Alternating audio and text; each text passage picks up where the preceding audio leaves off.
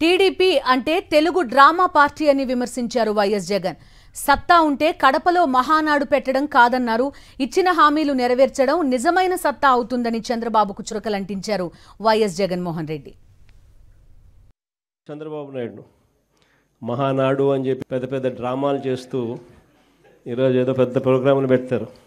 నేను అడుగుతా ఉన్నా, మీ వేదికపై నుంచి నీకు చెప్పే ధైర్యం ఉందా? మీ కార్యకర్తలను గడప గడప తిప్పే ధైర్యం మీకు ఉందా అని అడుగుతా ఉన్నా. ఇదే చంద్రబాబు నాయుడు.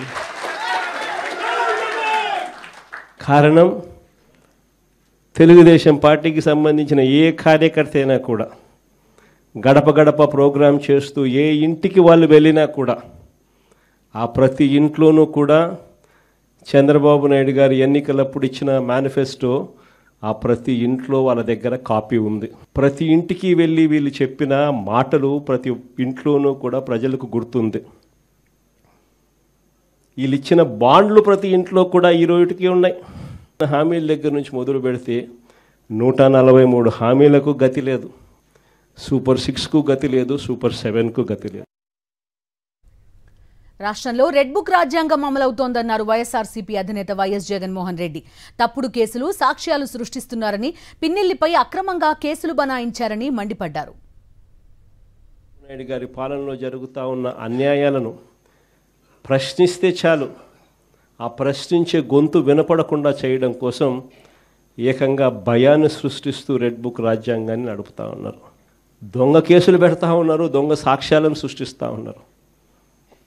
నిజంగా ఆశ్చర్యకరమైన విషయం. మన పల్నాడు నియోజకవర్గంలో చూస్తే, పల్నాడు నియోజకవర్గంలో వాళ్ళు కొట్లాడుకొని వాళ్ళు తెలుగుదేశం గ్రూప్ రాజకీయాలలో వాళ్ళు ఒకరిని బండి ఆపి చంపేస్తే ఆ బండిలో వచ్చిన వాళ్ళు ఆ బండి గుద్ది చంపేటప్పుడు ఆ బండి యాక్సిల్ ఇరిగిపోయి బండి అక్కడే వదిలేసాల్సిన పరిస్థితి వస్తే ఆ బండి ఎవరిది అని తెలుసు.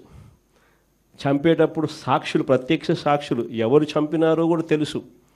అయిపోయిన వెంటనే ఎస్పీ వచ్చి వాళ్ళు కొట్లాడుకొని చంపుకున్నారు అని చెప్పి ఎస్పీ చెప్తే 2 రోజుల తర్వాత మన క్యాండిడేట్ని, మన ఎమ్మెల్యే క్యాండిడేట్ని దాంట్లోకి ఇరికిచ్చే కార్యక్రమం చేస్తూ ఉన్నారు. మరోవైపు ఇల్లీగల్ మైనింగ్ లేదని అధికారులు రిపోర్ట్ ఇస్తే మాజీ మంత్రి కాకాణిని అక్రమంగా అరెస్ట్ చేశారన్నారు వైఎస్ జగన్. టీడీపీ ఆఫీస్ ఘటన విషయంలో ఆర్కేపై అక్రమ కేసు నమోదు చేశారని మండిపడ్డారు. మాజీ మంత్రి కాకాని మొన్న ఈ మధ్యకాలంలోనే ఆయనను అరెస్ట్ చేసినారు.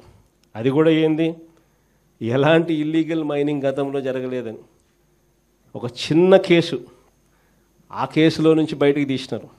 అక్కడ ఇల్లీగల్ మైనింగ్ జరిగిందని, అప్పుడెప్పుడో జరిగిందని చెప్పి, ఆ మైన్లో జరిగిందని చెప్పి ఇప్పుడు బయటకు తీస్తూ ఉన్నారు.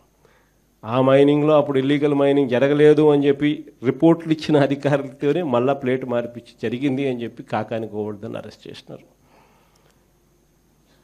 2023లో టీడీపీ కార్యాలయం మీద జరిగిన దాడట 127వ ముద్దాయి కింద ఇప్పుడు మన మంగళగిరి ఎక్స్ఎమ్మెల్యే ఆళ్ల రామకృష్ణాడు ఇప్పుడు నిన్న ఈ మధ్యకాలంలో ఆయనను కూడా యాడ్ చేస్తున్నారు. అంతటితో సరిపోలేను.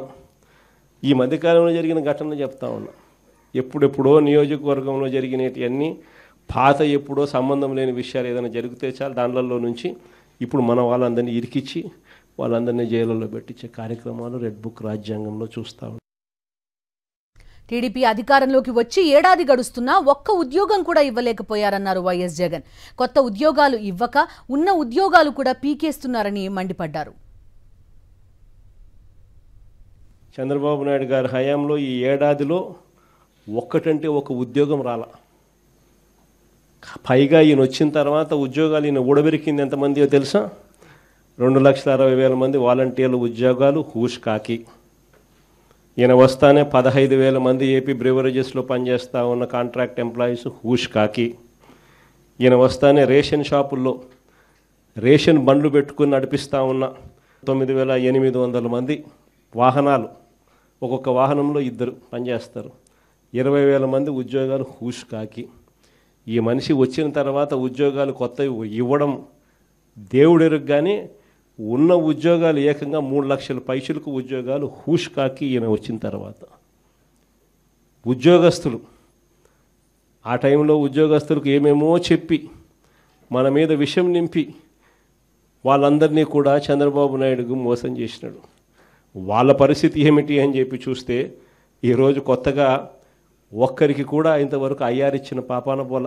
పిఆర్సీ లేదు, ఐఆర్ లేదు, 3 డిఏలు పెండింగ్, బకాయిలు పెండింగ్. ఉద్యోగస్తులు అందరూ కూడా ఈరోజు ఎందుకయ్యే తెచ్చుకున్నాం ఈ పెద్ద మంచి చంద్రబాబు నాయుడు అని చెప్పి తలపట్టుకుంటా ఉన్నారు ఈరోజు ఉద్యోగస్తులందరూ కూడా. ఈసారి 2.0లో కార్యకర్తలకు ప్రాధాన్యత ఉంటుందన్నారు వైఎస్ జగన్. మనం వచ్చాక ఖచ్చితంగా వడ్డీతో రిటర్న్ గిఫ్ట్లు ఇస్తామన్నారు. సప్త సముద్రాల ఆవల ఉన్న రిటైర్ అయినా చట్టం ముందు నిలబెడతామన్నారు. ఈసారి జగన్ 2.0లో మాత్రం అలా ఉండదు. సంక్షేమము, రాష్ట్ర అభివృద్ధి, రాష్ట్ర ప్రజలే కాదు, ఈసారి కార్యకర్తలు మాత్రం అందరికన్నా పై స్థానంలో ఖచ్చితంగా ఉంటారని మాత్రం చెప్తాను. ఉన్న అన్యాయాలను నేను చూస్తూ ఉన్నా, మీకు జరిగిన ప్రతి కష్టం నేను గమనిస్తూనే ఉన్నా. మీ అందరికీ కూడా నేను ఒకటే చెప్తా ఉన్నా, ఈరోజు ప్రతిపక్షంలో ఉండం, అవతలో ఉంది అధికారం, అవతలోడు కష్టాలు పెడతాడు, అధికార దుర్వినియోగం చేస్తున్నాడు, పర్వాలా తీసుకుండా. ఎవడు అన్యాయం చేసినా కానీ మీ అందరికీ చెప్తా ఉన్నా, నేను రెడ్ బుక్ అన్నాను కానీ మీ ఇష్టం వచ్చిన బుక్లో పేరు రాసుకోండి.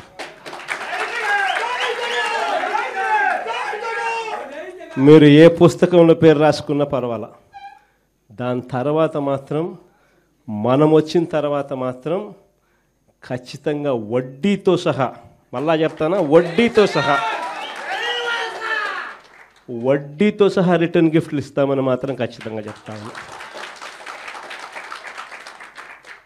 చేసిన వాళ్ళు మాత్రమే కాదు, వీళ్ళతో కుట్రలు పన్నుతూ చేయించిన వాళ్ళను కూడా,